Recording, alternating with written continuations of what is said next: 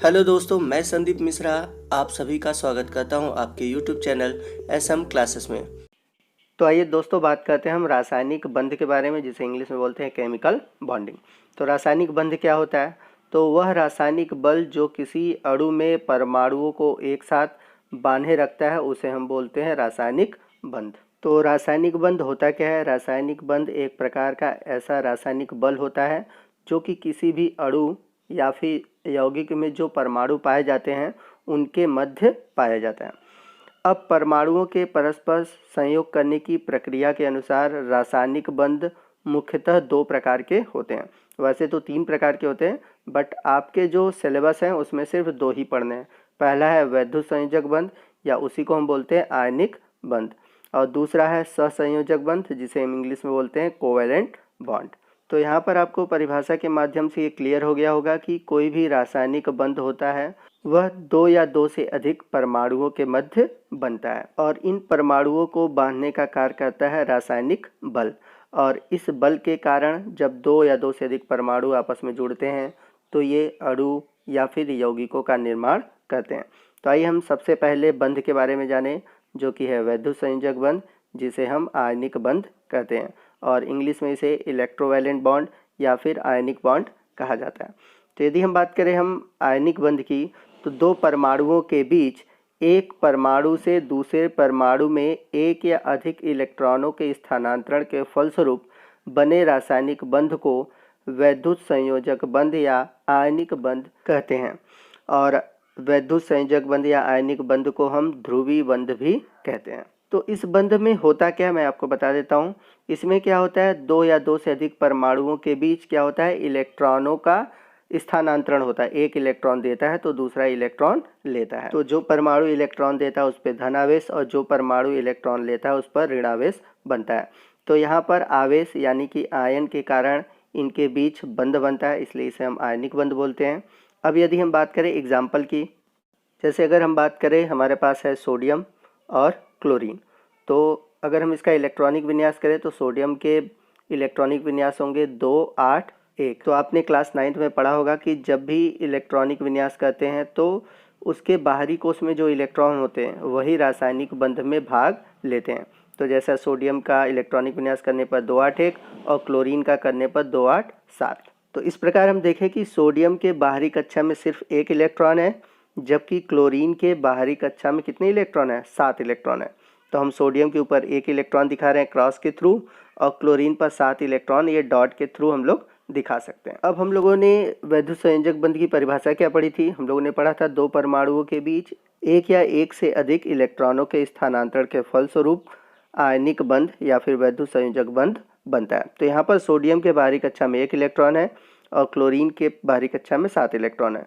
तो कोई भी इलेक्ट्रॉन लेता है या फिर देता है तो अपने बाहरी कक्षा में कितने इलेक्ट्रॉन कर देता है, 8 इलेक्ट्रॉन कर देता है। ये अष्टक का नियम है। तो सोडियम अगर अपना एक इलेक्ट्रॉन क्लोरीन को दे दे तो क्लोरीन के बाहरी कक्षा में कितने इलेक्ट्रॉन हो जाएंगे, 8 इलेक्ट्रॉन हो जाएंगे। और सोडियम अगर एक इलेक्ट्रॉन का त्याग कर देता है तो उसके बाहरी कक्षा में भी एक इलेक्ट्रॉन हो जाएंगे। तो यहाँ पर आप देख रहे हैं कि सोडियम अपना एक इलेक्ट्रॉन का त्याग किया, तो जब भी कोई इलेक्ट्रॉन का त्याग करता है तो उस पर पॉजिटिव चार्ज बनता है। तो सोडियम एक इलेक्ट्रॉन का त्याग किया इसलिए उसके ऊपर एक पॉजिटिव चार्ज, और क्लोरीन क्या कर रहा है, इलेक्ट्रॉन ले रहा है, इसलिए क्लोरीन पर एक निगेटिव चार्ज बन जाएगा। तो इस प्रकार उसके बाहरी कोश में कितने इलेक्ट्रॉन हो जाएंगे, 8 हो जाएंगे, क्योंकि 7 पहले ही थे और एक सोडियम का ले लिया तो कितना हो गया, 8 हो गया, और उस पर निगेटिव चार्ज बनता है। तो इस प्रकार देख रहे हैं कि ये आवेश युक्त परमाणु आपस में जुड़े और इस प्रकार बन गया NaCl, जो कि एक आयनिक यौगिक है। और इस आयनिक यौगिक का निर्माण कैसे हुआ, आयनिक बंध यानी कि वैद्युत संयोजक बंध द्वारा। आइए एक और एग्जांपल लेते हैं। तो हम Ca यानी कि कैल्शियम और ऑक्सीजन को लेते हैं, यानी कि हम कैल्शियम ऑक्साइड बनाएंगे। तो हम सभी जानते हैं कि कैल्शियम के बाहरी कोश में 2 इलेक्ट्रॉन होते हैं और ऑक्सीजन के बाहरी कोश में 6 इलेक्ट्रॉन होते हैं। तो आप कैल्शियम के इलेक्ट्रॉन को क्रॉस के थ्रू और ऑक्सीजन को डॉट के थ्रू दिखा देते हैं। तो अगर कैल्शियम 2 इलेक्ट्रॉन का त्याग करके ऑक्सीजन को दे दे, तो जब कैल्शियम 2 इलेक्ट्रॉन का त्याग करेगा तो उस पर 2 धनावेश हो जाएगा, और ऑक्सीजन 2 इलेक्ट्रॉन अगर कैल्शियम का लेता है तो इसके पास कितने हो जाएंगे, ऋण आवेश, 2 ऋण आवेश हो जाएंगे। तो इस तरह से कैल्शियम ऑक्साइड के बीच आयनिक बंध बन जाता है। तो यहाँ पर हम लोग CaO लिख सकते हैं। तो ये थे 2 एग्जाम्पल आपके आयनिक बंध के। तो जैसा कि हम लोगों ने पीछे अभी वैद्युत संयोजक बंध पढ़ा, तो कभी भी किसी भी तत्व द्वारा वैद्युत संयोजक बंध बनने के लिए उसकी संयोजकता हमें जानना जरूरी है। तो किसी भी आयनिक तत्व की जो संयोजकता होती है उसे हम बोलते हैं वैद्युत संयोजकता। आइए जानते हैं वैद्युत संयोजकता होती क्या है। तो किसी तत्व के परमाणु के आयन में परिवर्तित होने के लिए उसके द्वारा त्याग या प्राप्त किया गया इलेक्ट्रॉन की जो संख्या होती है उसकी वैद्युत संयोजकता कहलाती है। जैसा कि हम लोगों ने देखा कि सोडियम 1 इलेक्ट्रॉन का त्याग किया तो सोडियम की वैद्युत संयोजकता कितनी होगी, 1 होगी। क्लोरीन 1 इलेक्ट्रॉन लिया तो क्लोरीन की वैद्युत संयोजकता कितनी होगी, 1 होगी। उसी तरह अगर और उदाहरण की बात करें तो मैग्नीशियम कर ले लेते हैं, मैग्नीशियम की वैद्युत संयोजकता 2 होती है।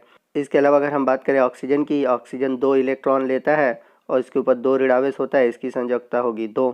तो इस तरह से हम वैद्युत संयोजकता उसके बाह्य कोश में जो इलेक्ट्रॉन रासायनिक बंध में भाग लेते हैं वही उसकी संयोजकता होती है, और आयनिक रूप से भाग लेते हैं तो वो वैद्युत संयोजकता कहलाती है। आइए नेक्स्ट हम बात करते हैं वैद्युत संयोजक यानी कि आयनिक यौगिकों की विशेषताओं के बारे में।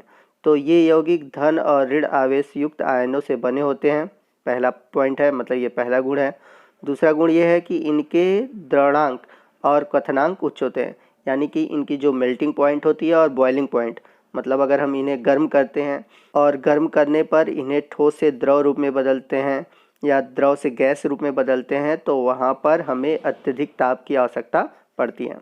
तीसरा गुण ये है कि ये जल में प्राय विलेय, किंतु बेंजीन, एसीटोन, कार्बन डाइसल्फाइड और कार्बन टेट्राक्लोराइड जैसे कार्बनिक विलायकों में अविलेय होते हैं। बढ़ते हैं इनके लास्ट गुण की ओर। ये द्रवित या जलीय विलयन की अवस्था में विद्युत के सुचालक होते हैं। तो जैसा कि मैंने पिछली वीडियो में आपको बताया था कि जैसे NaCl है, ठोस अवस्था में है तो ये विद्युत का कुचालक होगा, इसमें करंट नहीं जाएगा। लेकिन अगर इसे हम पानी में घोल दें और पानी में घोल कर इसका द्रवीय विलयन यानी कि जलीय विलयन बनाए तो यह विलयन विद्युत का सुचालक होगा। तो ये कुछ महत्वपूर्ण गुण थे जो कि आयनिक यौगिक प्रदर्शित करते हैं। आइए नेक्स्ट हम बात करते हैं सहसंयोजक बंधन के बारे में। तो जब दो परमाणु आपस में इलेक्ट्रॉनों का साझा करके अपना अष्टक पूरा करते हैं तब उनके बीच बना हुआ रासायनिक बंध सहसंयोजक बंध कहलाता है। तो सहसंयोजक बंध में होता क्या है, इसमें क्या होता है कि 2 या 2 से अधिक जो परमाणु होते हैं वो आपस में इलेक्ट्रॉनों का बराबर बराबर साझा करते हैं। इसमें ये नहीं होता है कि एक इलेक्ट्रॉन देता है दूसरा लेता है, ऐसा कुछ नहीं होता है, जैसा कि अभी आप लोगों ने आयनिक बंध में पढ़ा। लेकिन इसमें क्या होता है कि ये बराबर बराबर एक दूसरे से इलेक्ट्रॉन का साझा करेंगे। अगर एक परमाणु 1 दे रहा है तो दूसरा भी 1 देगा, लेकिन ये आपस में शेयर करते हैं। आइए देखते हैं कि सहसंयोजक बंध कितने प्रकार के होते हैं। तो सहसंयोजक बंध 3 प्रकार के होते हैं। पहला है एकल सहसंयोजक बंध, जिसे इंग्लिश में बोलते हैं सिंगल कोवैलेंट बॉन्ड। दूसरा है द्विक सहसंयोजक बंध, जिसे इंग्लिश में बोलते हैं डबल कोवैलेंट बॉन्ड। और तीसरा है त्रिक सहसंयोजक बंध, जिसे हम बोलते हैं ट्रिपल कोवैलेंट बॉन्ड। तो सबसे पहले हम बात करते हैं एकल सहसंयोजक बंध के बारे में। तो जब 2 परमाणुओं के बीच इलेक्ट्रॉनों का केवल एक युग्म का साझा होता है, यानी कि एक जोड़े इलेक्ट्रॉन का जब साझा होता है तब उनके बीच जो बंध बनता है उसे हम बोलते हैं एकल सहसंयोजक बंध। जैसे यदि हम एग्जाम्पल के रूप में ले लें H2, तो हाइड्रोजन के बाहरी कोश में हम सभी जानते हैं 1 इलेक्ट्रॉन होता है। यदि आप इसका इलेक्ट्रॉनिक विन्यास करेंगे तो 1 ही इलेक्ट्रॉन पाया जाएगा। तो इसके बाहरी कोश में कितने इलेक्ट्रॉन है, 1 होते हैं। तो जैसे ये हाइड्रोजन है, इसके पास 1 इलेक्ट्रॉन है, ये दूसरा हाइड्रोजन इसके पास 1 इलेक्ट्रॉन है। अब दोनों को 1-1 इलेक्ट्रॉन की ज़रूरत है, तो होगा क्या कि दोनों आपस में 1-1 इलेक्ट्रॉन का साझा कर लेंगे। तो जैसे ये हाइड्रोजन उसका 1 इलेक्ट्रॉन ले लिया, ये दूसरा वाला इसका ले लिया, तो यहाँ पर आप देख रहे हैं इक्वली शेयर कर रहे हैं, दोनों आपस में 1-1 इलेक्ट्रॉन का शेयर कर रहे हैं। तो इसलिए इनके मध्य कौन सा बंध बन रहा है, एकल सहसंयोजक बंध बन रहा है। तो एकल सहसंयोजक बंध को हम एक सीधी रेखा के द्वारा प्रदर्शित करते हैं। तो आप अगर एक लाइन ऐसे खींच देते हैं तो वो कैसा हो गया, एकल सहसंयोजक बंध। आइए एक और उदाहरण देखते हैं। जैसे Cl2 ले लें, क्लोरीन। तो क्लोरीन के बाहरी कोश में कितने इलेक्ट्रॉन होते हैं, 7 इलेक्ट्रॉन होते हैं, क्योंकि अगर हम क्लोरीन का इलेक्ट्रॉनिक विन्यास करें तो 2, 8, 7। तो बाहरी कोश में क्या होगा, 7 इलेक्ट्रॉन होंगे। तो 1, 2, 3, 4, 5, 6 एंड 7। उसी तरह हम दूसरे क्लोरीन परमाणु का इलेक्ट्रॉन बना लेते हैं 7, 1, 2, 3, 4, 5, 6 और ये 7। तो आपस में ये क्या करेंगे, इनकी भी बैलेंसी 1 है, तो ये आपस में क्या करेंगे, 1-1 इलेक्ट्रॉन का शेयर कर लेंगे। तो ये भी 1 इलेक्ट्रॉन दे देगा क्लोरीन और ये भी क्लोरीन 1 इलेक्ट्रॉन दे देगा।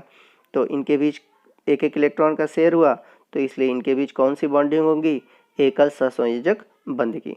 तो इसे भी हम एक लाइन के थ्रू आपस में जोड़ देंगे। आई होप आप समझ गए होंगे। तो बीच में एक लाइन खींच दिया, मतलब कि ये एकल सहसंयोजक बंध है। आइए अब नेक्स्ट देखते हैं कि द्विसहसंयोजक बंध क्या होता है, जिसे इस इंग्लिश में बोलते हैं डबल कोवैलेंट बॉन्ड। तो जब संयोग करने वाले दोनों परमाणुओं के मध्य दो दो इलेक्ट्रॉनों का साझा होता है तब उनके बीच दृढ़ सहसंयोजक बंध बनता है। इलेक्ट्रॉनों के इन दो युग्मों को हम दोनों परमाणुओं के बीच दो छोटी रेखा के द्वारा प्रकट करते हैं। जैसे एग्जाम्पल के रूप में हम ले लें O2, तो ऑक्सीजन का अगर हम इलेक्ट्रॉनिक विन्यास करें तो बाहरी कोश में कितने इलेक्ट्रॉन है, 6 हैं। तो इसकी जो संयोजकता होगी वो होगी 2 होगी। क्यों? क्योंकि इसे 2 मिल जाएगा इलेक्ट्रॉन तो 8 हो जाएगा। तो हम इसके 6 इलेक्ट्रॉन के बाहरी कोश को बना लेते हैं। उसी तरह दूसरा हमारा ऑक्सीजन है, इसके भी बाहरी कोश के 6 इलेक्ट्रॉन को बना लेते हैं। तो दोनों को अपनी संयोजकता पूरी करने के लिए कितने इलेक्ट्रॉन चाहिए, 2-2 इलेक्ट्रॉन चाहिए। तो ये आपस में कितने इलेक्ट्रॉन का साझा कर रहे हैं, 2-2 इलेक्ट्रॉन का साझा कर रहे हैं। तो जब 2 इलेक्ट्रॉनों का साझा होता है तो उनके बीच कैसे बंध बनते हैं, डबल यानी कि दृढ़ सहसंयोजक बंध बनते हैं। और इन्हें हम क्या कहते हैं, दो छोटी रेखा के द्वारा प्रकट करते हैं। तो हम क्या करेंगे, दोनों ऑक्सीजन के बीच दो छोटी रेखा बना देंगे और इस प्रकार हम दृढ़ सहसंयोजक बंध को दिखा सकते हैं। आइए एक और एग्जाम्पल के थ्रू समझते हैं। तो जैसा अगला एग्जाम्पल हम ले लेते हैं CO2।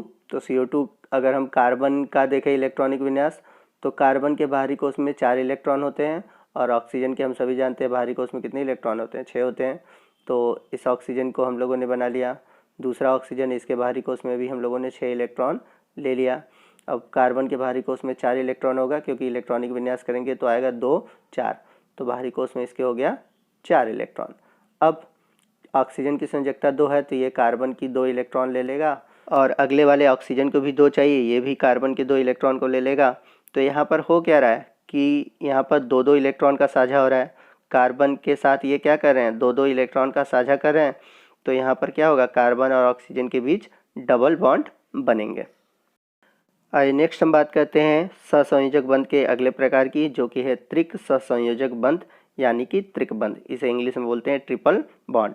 तो जब संयोजन करने वाले दो परमाणुओं के बीच 3-3 यानी कि 3 जोड़े इलेक्ट्रॉन, मतलब टोटल अगर हम 3-3 जोड़े तो 6 इलेक्ट्रॉन का साझा होता है, तब उन परमाणुओं के बीच त्रिक बंध बनता है और इसे हम 3 रेखा द्वारा प्रदर्शित करते हैं। आइए एग्जाम्पल के थ्रू समझते हैं। तो हमारा एग्जाम्पल है N2।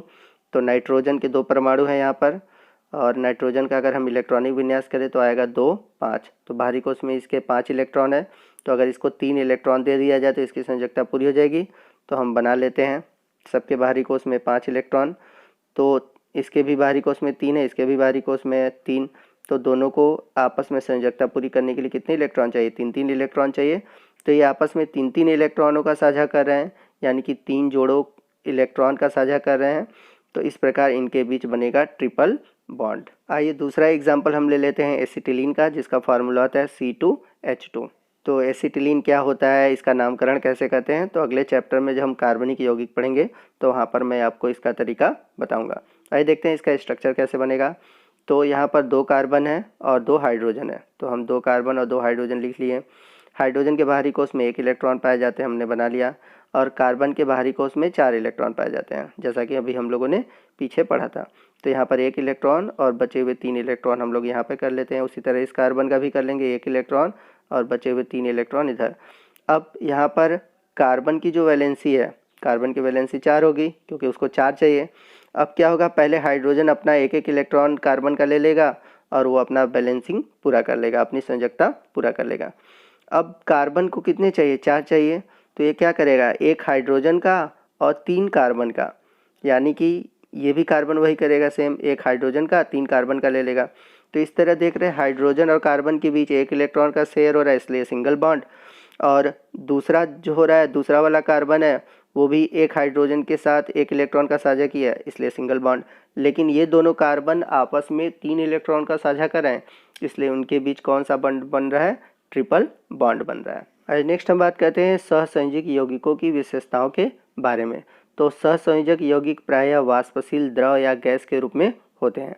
जैसे अगर हम द्रव रूप में लें तो जल, alcohol, benzene, carbon disulphide, carbon tetrachloride आदि, ये सभी किस रूप में पाए जाते हैं, द्रव रूप में पाए जाते हैं। और इनके बीच कौन सा बॉन्ड होता है, सहसंयोजक बंध। वही गैस के रूप में ले हम methane, ethane, ethylene, carbon dioxide आदि। और कुछ ऐसे भी होते हैं जो ठोस रूप में होते हैं, जैसे ग्लूकोज, यूरिया आदि। परंतु जो ज़्यादातर सहसंयोजक यौगिक होते हैं वो हमारे द्रव और गैस के रूप में होते हैं। दूसरे पॉइंट की बात करते हैं, सहसंयोजक यौगिकों के द्रवणांक और क्वथनांक प्रायः निम्न होते हैं, यानी कि इनकी जो मेल्टिंग पॉइंट है और बॉइलिंग पॉइंट है वो बहुत कम होती है। ये कम ताप पर ही ठोस से द्रव में और द्रव से गैस में बदल जाते हैं। तीसरे गुण की ओर चलते हैं, सहसंयोजक यौगिक जल में प्रायः अविलेय किंतु कार्बनिक विलायकों जैसे बेंजीन, कार्बन टेट्राक्लोराइड, इन सभी विलायकों में विलेय होते हैं। और चलते हैं लास्ट पॉइंट की ओर, सहसंयोजक यौगिक विद्युत के कुचालक होते हैं। बहुत ही इंपॉर्टेंट है, इसे याद रखिएगा। जितने भी सहसंयोजक यौगिक होते हैं वो विद्युत के कुचालक होते हैं। तो ये था आज का हमारा टॉपिक। आपको वीडियो कैसा लगा आप हमें कमेंट करके ज़रूर बताइएगा। कोई भी डाउट हो आप हमसे कमेंट करके पूछ सकते हैं। वीडियो अगर अच्छा लगा हो तो वीडियो को जरूर लाइक कीजिएगा। और यदि आप हमारे चैनल पर नए हैं और अभी तक आपने हमारे चैनल को सब्सक्राइब नहीं किया है तो प्लीज़ हमारे चैनल को सब्सक्राइब कीजिए और बगल में जो बेल आइकन है उसको प्रेस कीजिए, ताकि जब भी मैं कोई नया वीडियो अपलोड करूँ उसका नोटिफिकेशन आपको मिलता रहे। तो जुड़े रहें हमारे चैनल के साथ ऐसे ही वीडियो के लिए। मिलते हैं अगले टॉपिक के साथ, तब तक के लिए जय हिंद, जय भारत।